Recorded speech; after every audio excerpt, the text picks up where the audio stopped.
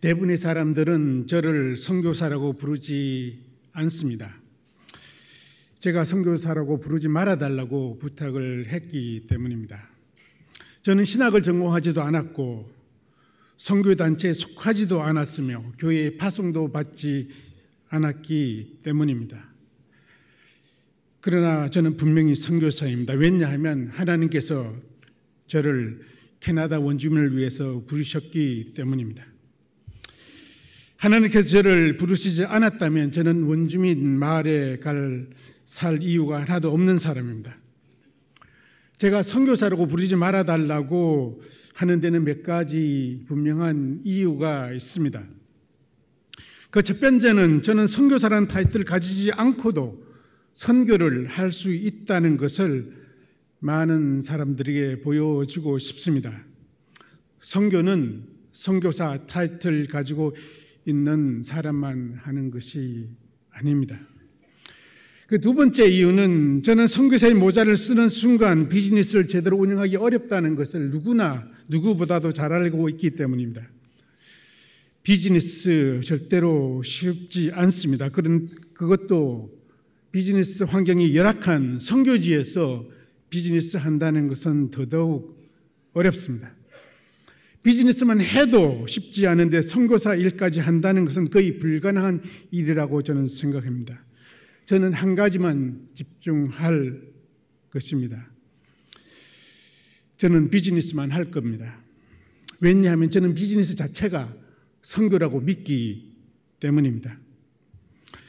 마지막으로 세 번째는 저는 내가 좋아하는 일, 내가 잘하는 일 하면서 살려합니다. 저는요, 일하고 싶어서 아침이 빨리 왔으면 하면서 살아가는 사람 중에 하나입니다. 저는 일하는 것이 너무 재밌습니다. 좋습니다. 저는요, 마지못해 일하는 사람을 보면 가슴이 아픕니다. 저는 강원도 삼척에서 가난한 농부의 아들로 태어났습니다. 저희 큰형님은 알코올 중독으로 돌아가셨고 저희 누님은 초등학교 나오지 못했으며 저희 둘째 형님은 군대에서 자살하셨습니다. 저는 30살에 미국으로 유학 가서 석사를 마친 후 작은 회사에 취업이 되었습니다. 저는 미국 회사에 취업한 후 처음에는 참 바보 같은 짓을 했습니다. 일주일에 40시간 일하게 되어 있는데 주당 80시간을 일했거든요. 추가 수당 한 푼도 받지 않고 말입니다. 대부분의 사람들은 회사에서 주는 봉급만큼만 일하고 더 이상 일하는 것을 손해라고 생각합니다. 그러니까 저는 손해보는 바보 같은 짓을 한 것 아니겠습니까? 그런데 그 바보 같은 짓 때문에 연봉이 매년 30% 올라가더니까 시작할 때 평균치에 미치지 못하던 2만 5천 불에서 시작한 봉급이 바보 같은 짓 때문에 4년 만에 8만 불로 올라갔고 그리고 저는 R&D 디렉터가 되었습니다. 받는 만큼 일하는 현명한 사람보다 받는 것보다 더 일하는 바보 같은 사람이 성공합니다. 왜냐하면 회사는 절대로 바보가 되기를 원하지 않기 때문입니다. 일한 것보다 더 주는 바보 같은 회사가 어디 있습니까?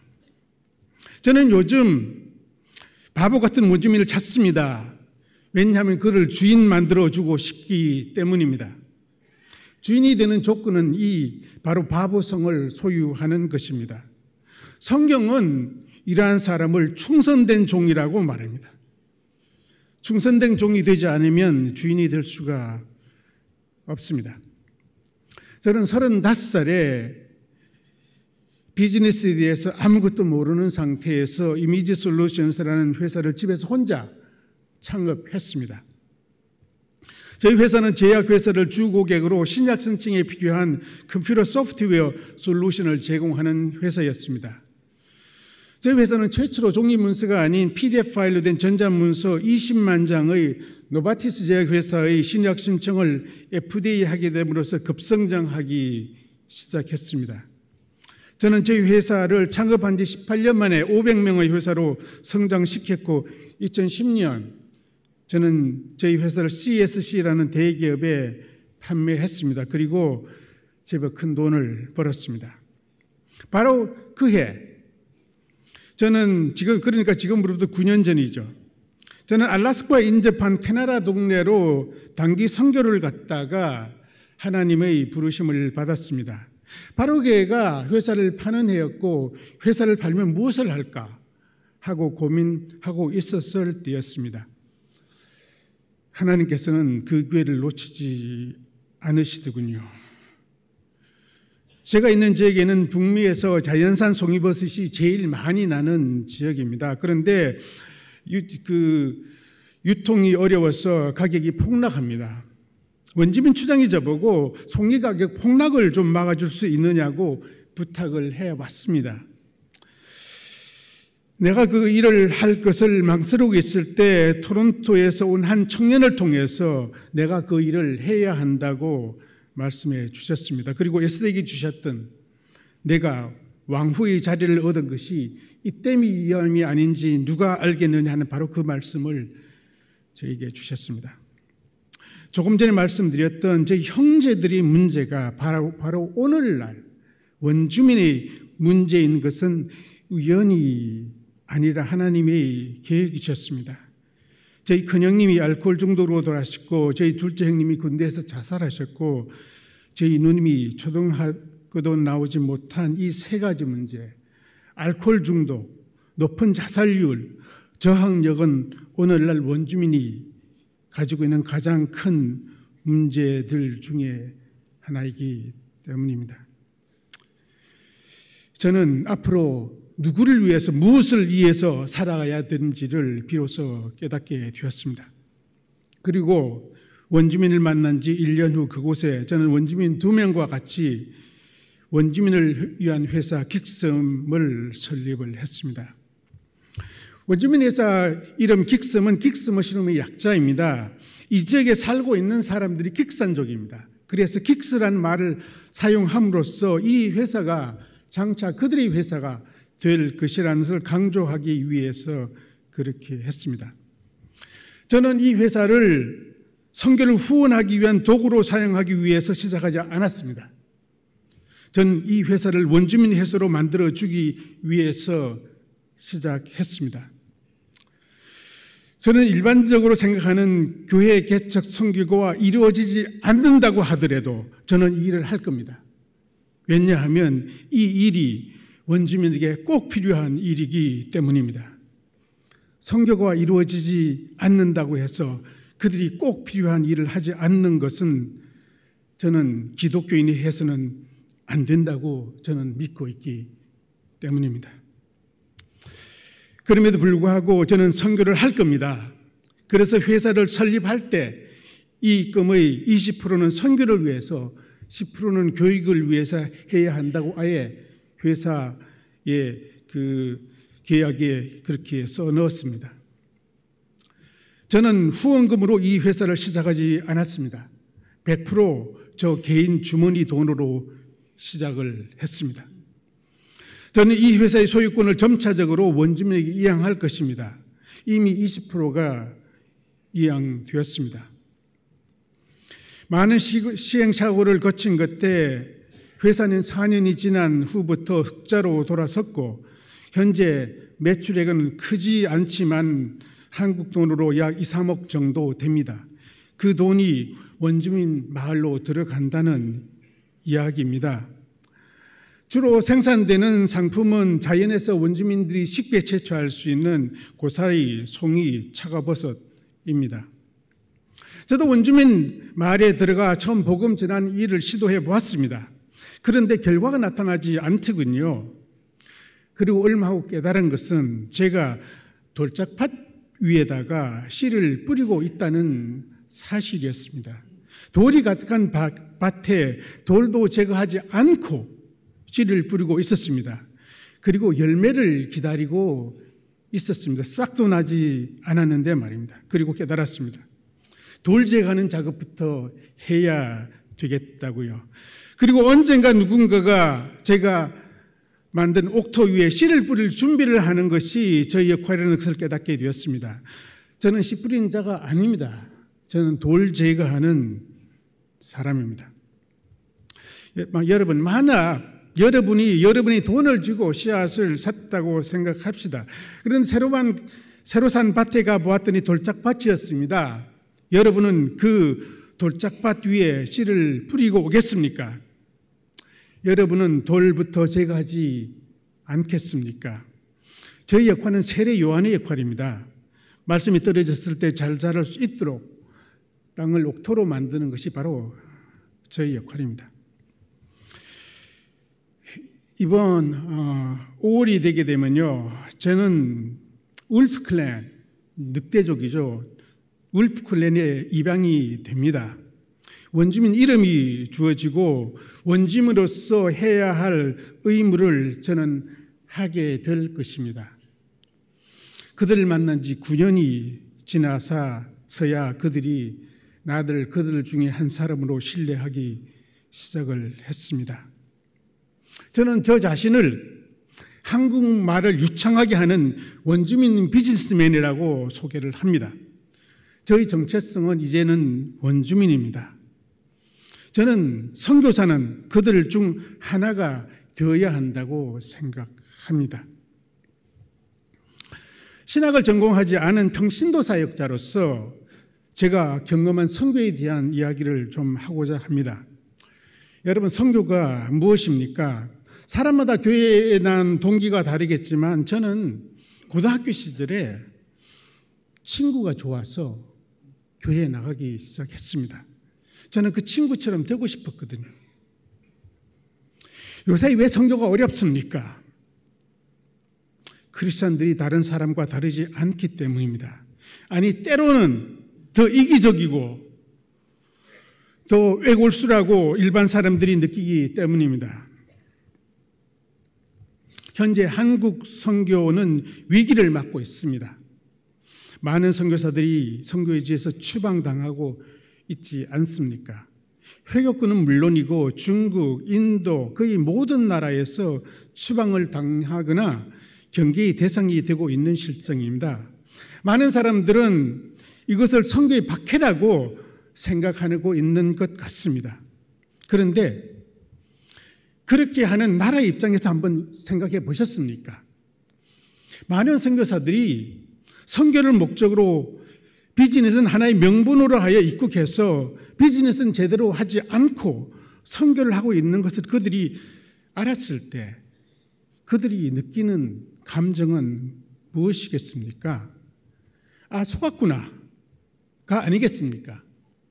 그들이 속았다는 감정을 느끼기 시작했기 때문에 경계를 하고 추방하는 것 아니겠습니까? 어찌 보면 현재 선교문이 닫히는 이유는 그동안 선교사들이 해온 일에 대한 결과가 아니겠습니까? 선교사의 비정직성이 선교의 문을 닫고 있다는 사실을 직시한다면 우리는 선교의 문을 다시 여는 방법도 이미 알고 있습니다. 정직하게 행동하면 됩니다.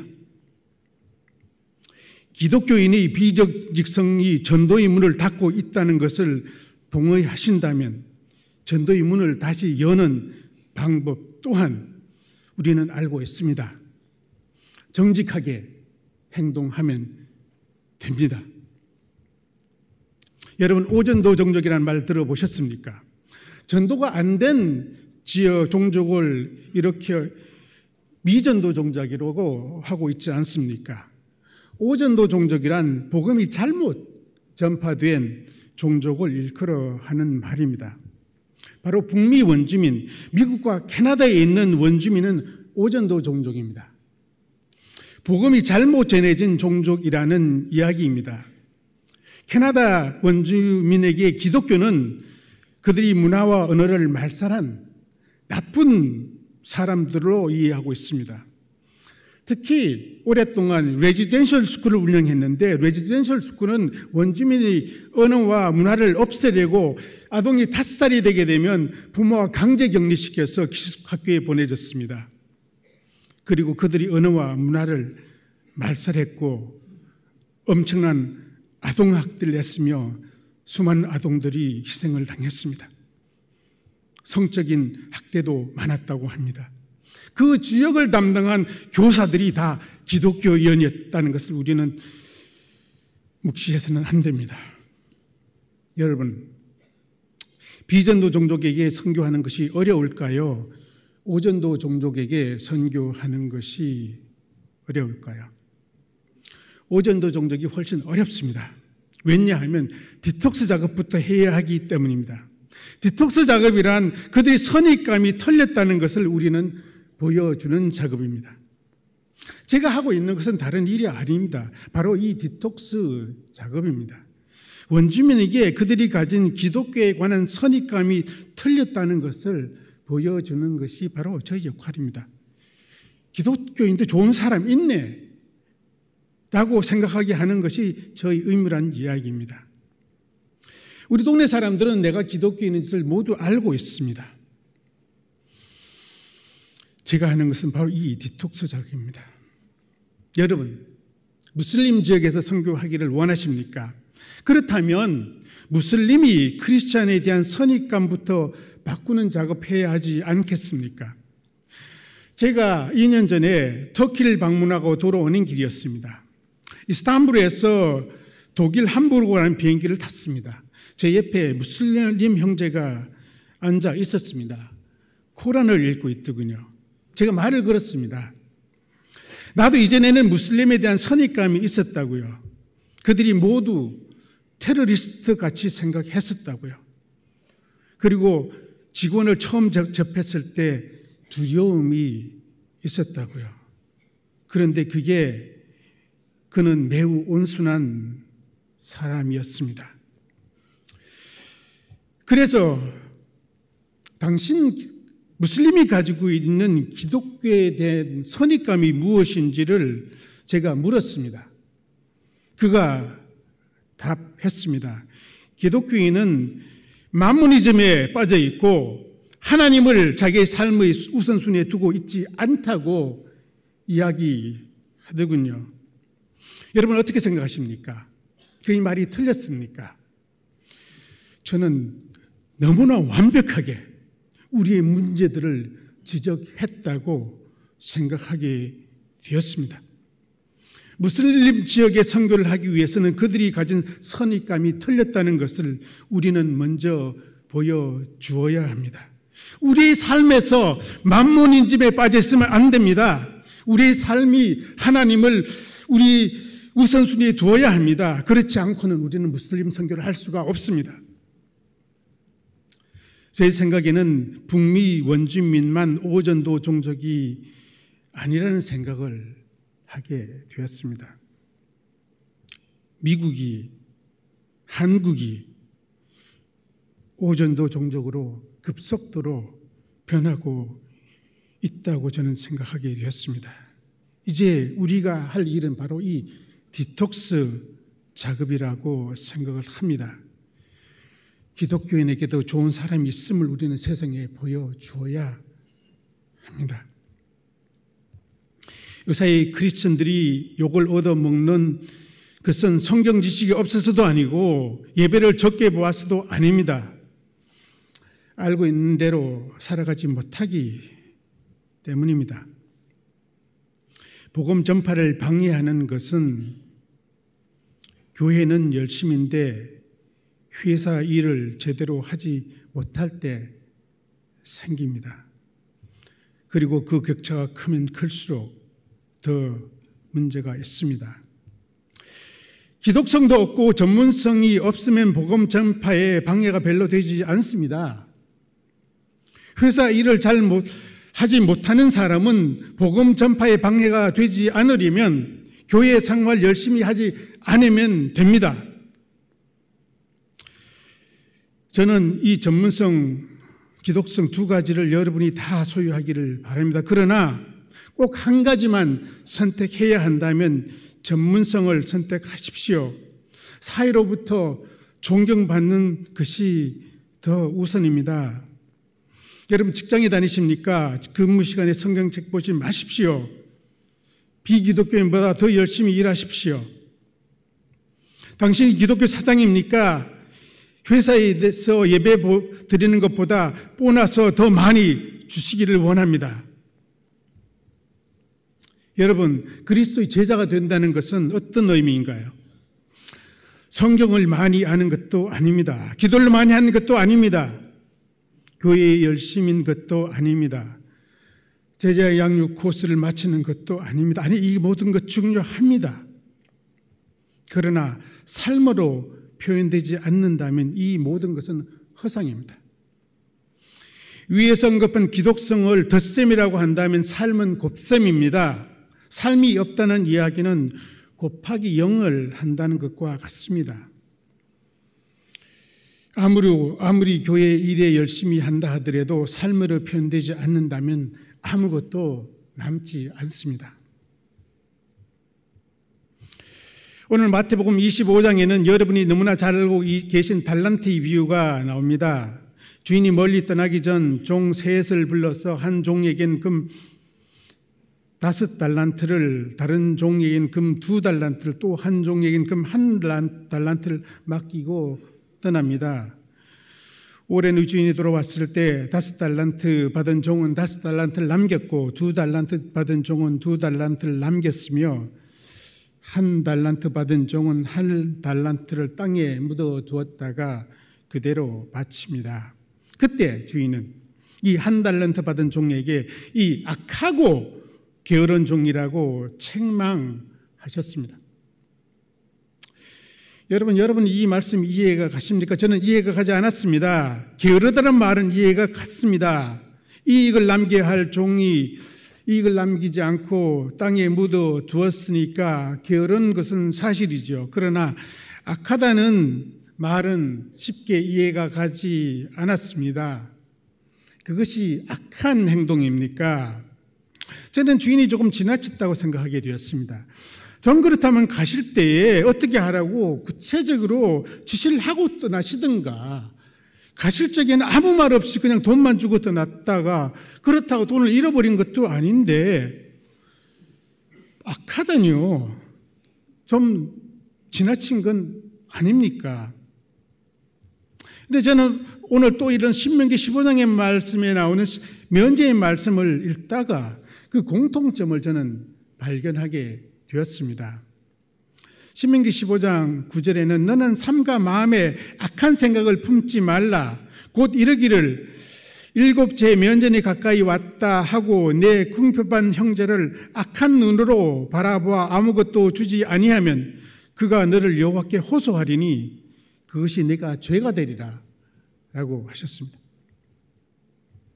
면제는 매 7년마다 오는 것으로 면제인이 오게 되면 그동안 빚진 빚을 면제해 주는 것이 이스라엘 규례였습니다.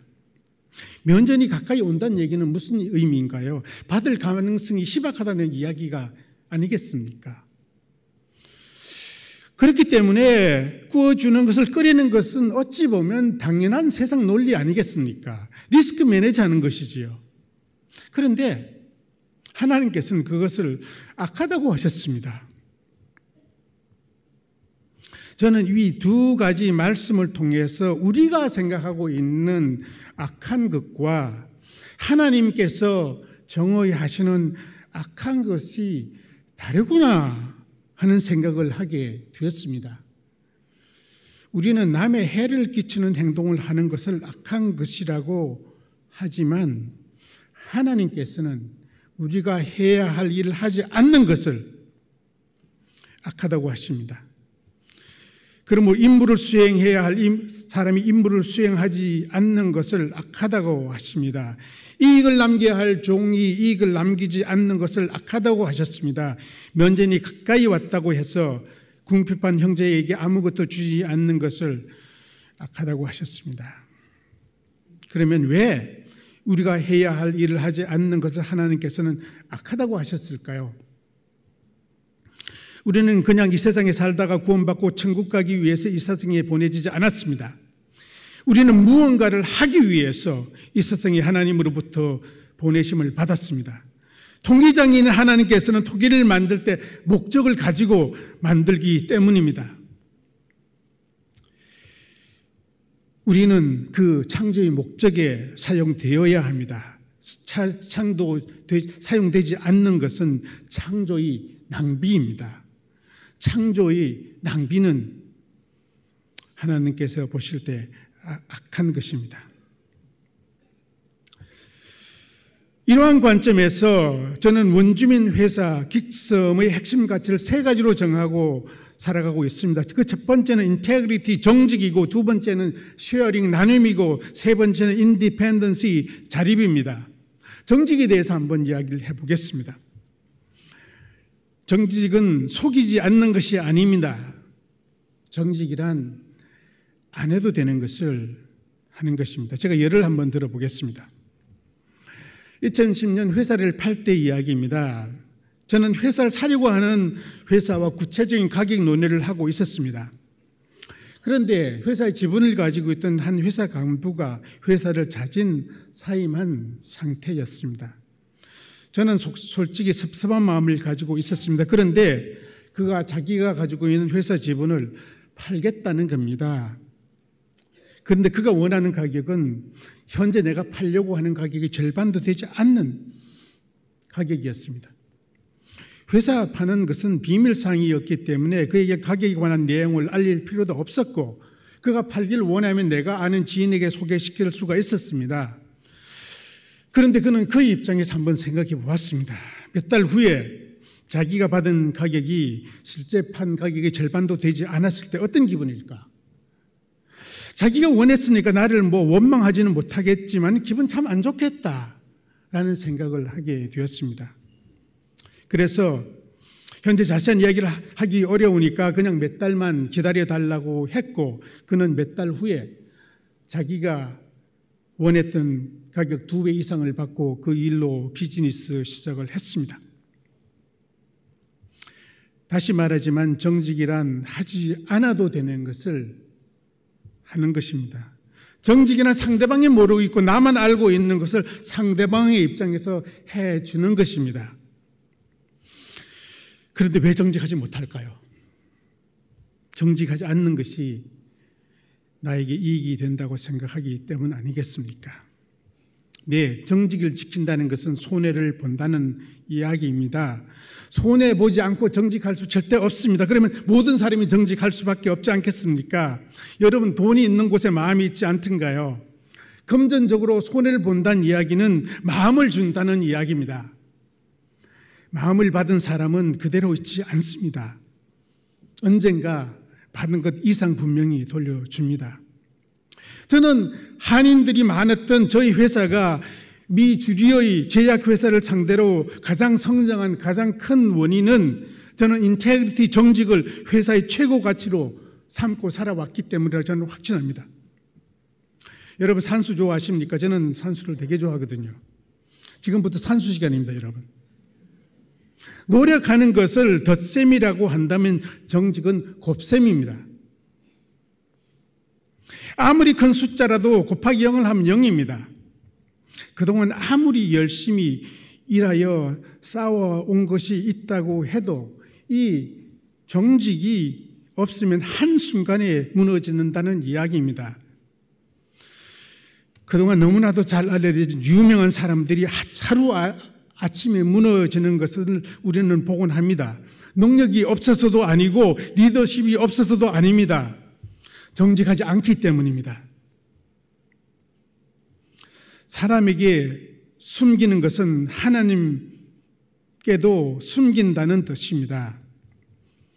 하나님께 숨기면서 어떻게 하나님의 존재를 입으로 말할 수 있습니까? 실수를 마이너스라고 한다면 대부분의 사람들은 이 실수를 커버하기 위해서 플러스를 많이 하려고 노력을 합니다.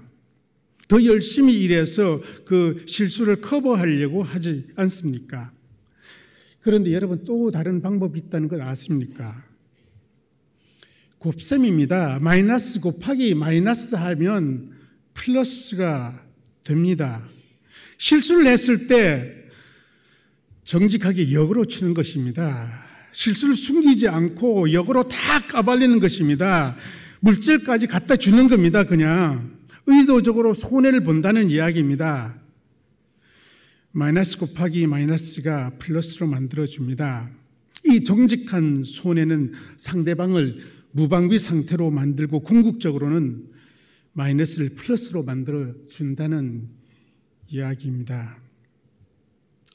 정직하려면 우리는 의도적으로 노력을 해야 됩니다. 정직인 가만히 있으면 자연적으로 생기는 것이 아닙니다. 제가 정직에 대한 정의를 안 해도 되는 것이라고 한 이유가 바로 여기에 있습니다. 그렇게 하게 되면 내가 할 일들이 나오게 됩니다. 그리고 의도적으로 정직하려고 하다 보면 서서히 습관으로 바뀌고 그 습관이 삶의 한 부분이 되는 것입니다. 특히 저같이 비즈니스 선교를 하려면 그들이 나를 믿게 해야 합니다. 그들을 무장해제시켜야 합니다. 그런데 의도적으로 노력하지 않으면요, 이 무장해제시키는데 엄청난 시간이 걸릴 수밖에 없습니다. 그러므로 의도적으로 정직하려고 하는 것이 매우 필요합니다.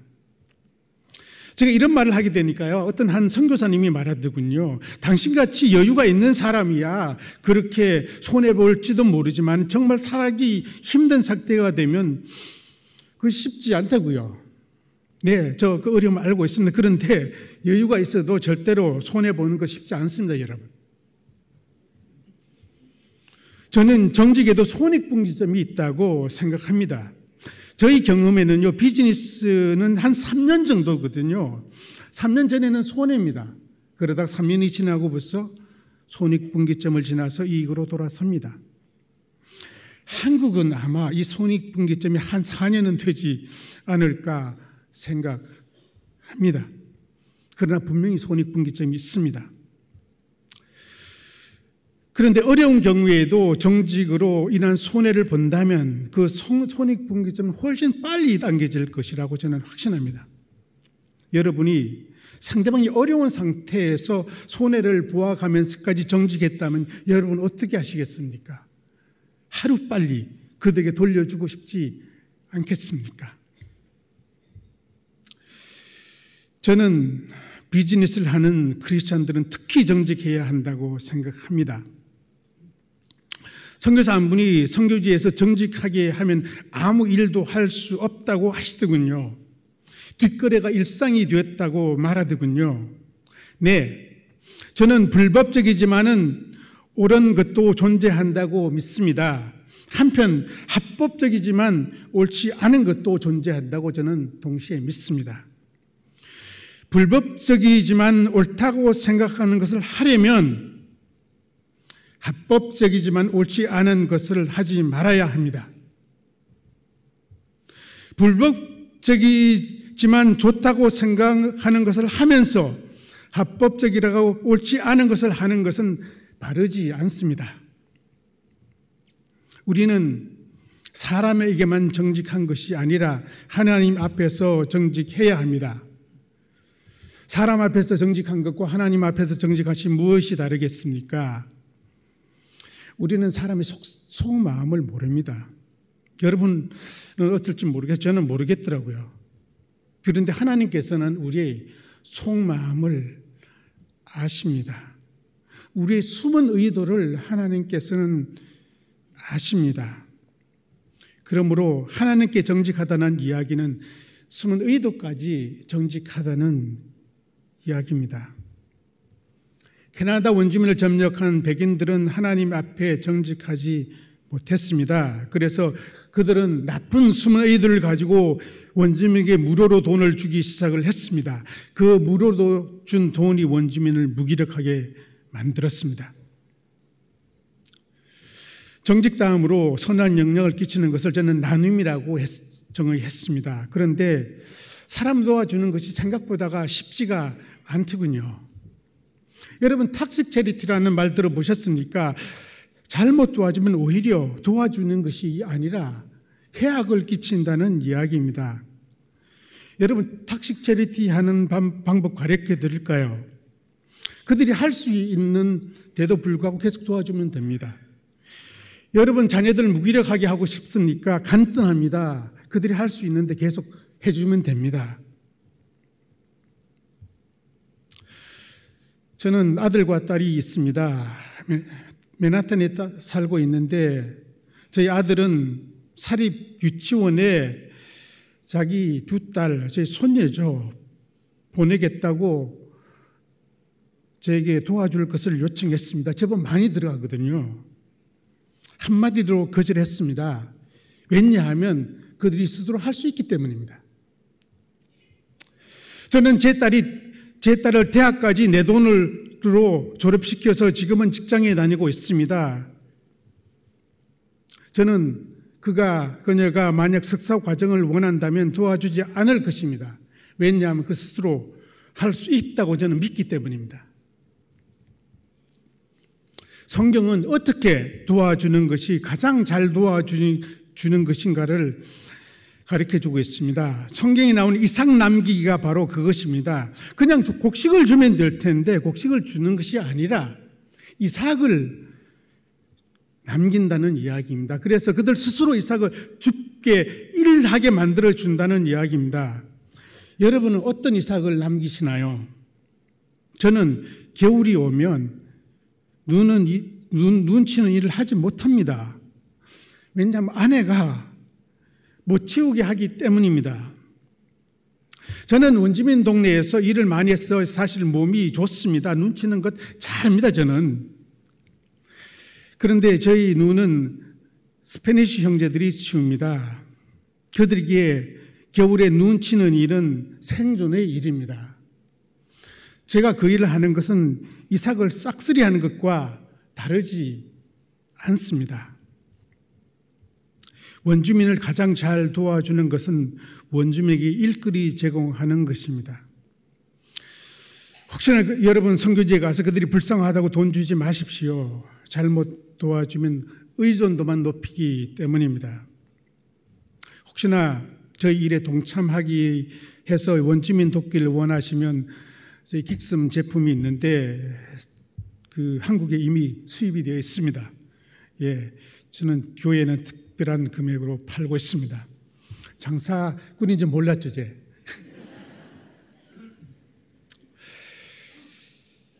창세기에는 요셉의 삶에 대한 고백이 나옵니다. 요셉이 형들에게 말합니다. 당신들이 나를 이곳에 팔았다고 해서 근심하지 마십시오. 한탄하지 마십시오. 하나님께 생명을 구원하시려고 나를 당신들보다 이곳에 먼저 보내셨습니다. 요셉의 삶을 가만히 보면요, 우연과 같은 사건들의 연속입니다. 요셉은 우연히 형제들이 미움을 받고 팔린 것 같았습니다. 우연히 보디발이 아내의 유혹을 받은 것 같았습니다. 우연히 감옥에 간 것 같았습니다. 그리고 총리가 된 것 같았습니다. 그런데 우연이 아니었습니다. 하나님의 이스라엘 백성을 구원하기 위한 계획이셨습니다. 인생은 점과 같은 사건들로 구성되어 있더군요. 그래서 지나가서 이렇게 과거를 보니까 그 점들이 하나씩 이어지는 것을 저는 보았습니다. 우연과 같았던 사건들이 그 이유가 분명해지고 이야기로 변하기 시작했습니다. 저는 우연히 시골에서 태어난 줄 알았습니다. 그리고 저는 우연히 큰 형님이 알코올 중독이 된 줄 알았습니다. 저는 나의 의지로 미국에 간 줄 알았습니다. 그게 우연히 단기 선교를 간 줄 알았습니다. 그리고 우연히 추장을 만난 줄 알았습니다. 그런데 이 모든 것이 우연이 아니었습니다. 이 우연과 같은 점들이 모여서 선을 이루기 시작했습니다. 내가 보기에는 우연히 생긴 점 같았는데 다시 과거를 자세히 보니까 그 속에는 하나님의 계획이 있었습니다. 나를 통한 하나님의 원주민 계획 말입니다. 여러분이 낭망하지 말아야 할 이유가 바로 여기 있습니다. 여러분 힘드시죠? 네. 하나님 안에서의 삶은 우연을 가장한 하나님의 수많은 계획들로 이루어져 있기 때문입니다. 다 같이 기도하시겠습니다.